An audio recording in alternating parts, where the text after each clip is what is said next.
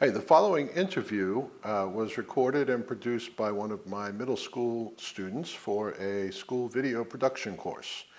She requested an interview and we sat and talked for a little while.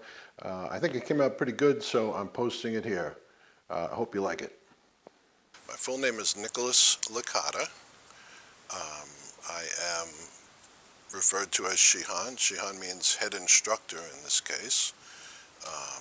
My students sometimes call me sensei, which means teacher, and I teach Aikijujutsu. So I think I've been teaching about 28 years, and I started teaching because I believe that when you acquire knowledge, it's your responsibility to share it.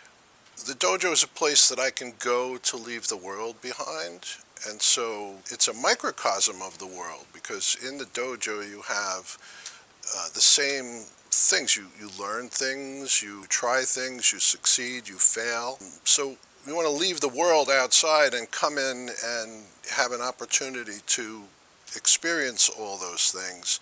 So I decided that that's what I wanted to do. I wanted to come in and have a place where we could just leave all those emotions out and have our own little world. Everything that I do, I relate back to the martial art. The martial arts has accompanied me through my entire life, no matter what I was doing professionally or personally. And I relate all of these things to the martial arts. What we do in the Aiki part of Aikido or Aikijujutsu is harmony. It's blending. It's two opposing forces coming together, becoming one, and then some force in there can redirect one of them. All right, and if you think about that, that's a way that two people who have varying opinions can come together, attain a mutual understanding, and then you can hopefully persuade the person to your point of view or go your separate ways. But the lessons that we learn in the dojo are lessons for life, in almost every aspect of life, even how you stand in the kitchen and get a glass down off the shelf. So this is a misconception in most martial arts. Techniques are teaching tools, but the true nature of what we're trying to learn cannot be taught from one person to another. You must learn it within yourself. So it's often described for senior students is you learn techniques, and then once you've learned all the techniques, you are required to forget them, because that's when it becomes an art. I can teach you how to hold a paintbrush, and I can teach you how to mix colors, and I can teach you how to prepare a canvas, but I cannot teach you to make art. Technique is there so we can learn how to move, how to control another person, but the real lesson comes from first being able to control yourself, and there's no technique I can teach you for that.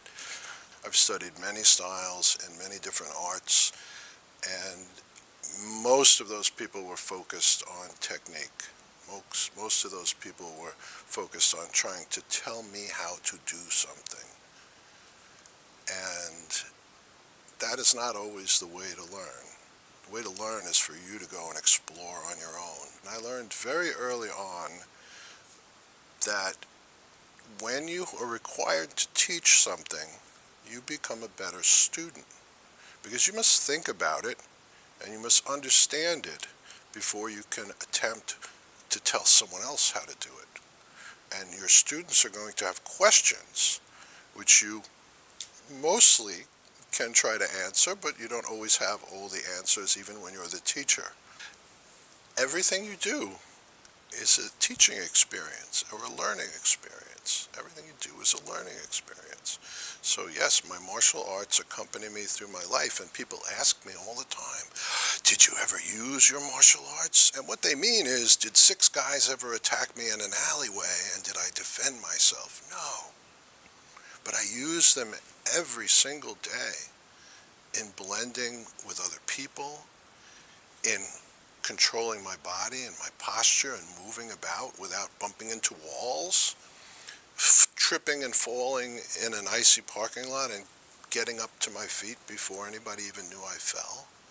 because I know how to roll and fall and move. So yeah, every single day I use the lessons that I learn in the dojo.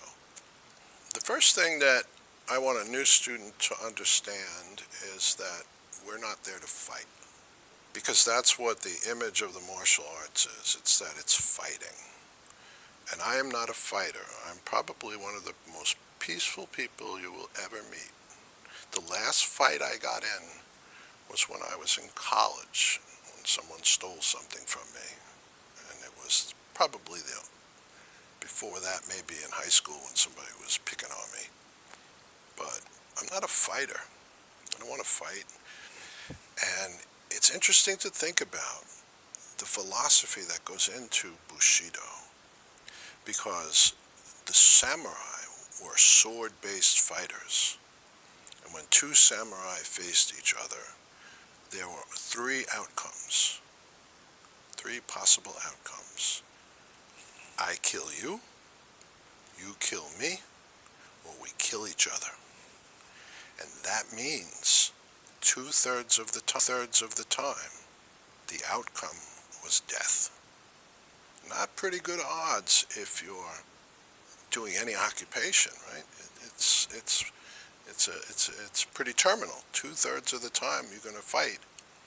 So that tells us, A, only fight when it's absolutely necessary. And B, the time that you have allotted to you when you're not fighting, make the most of it. So the first lesson is to try to understand what we do. What we do is we use joint manipulation to break people's balance, or we use their own energy to break their balance. So if you punch me, that comes with energy, force, and direction.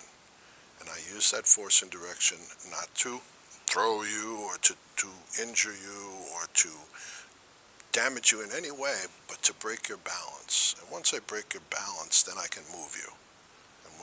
And through joint manipulation and joint locks, I can move you where I want, subdue you, lock you up, control you, and at that point let you know you made a mistake in attacking me, and I would like to be your friend, so I'll let you go if you promise not to attack me anymore.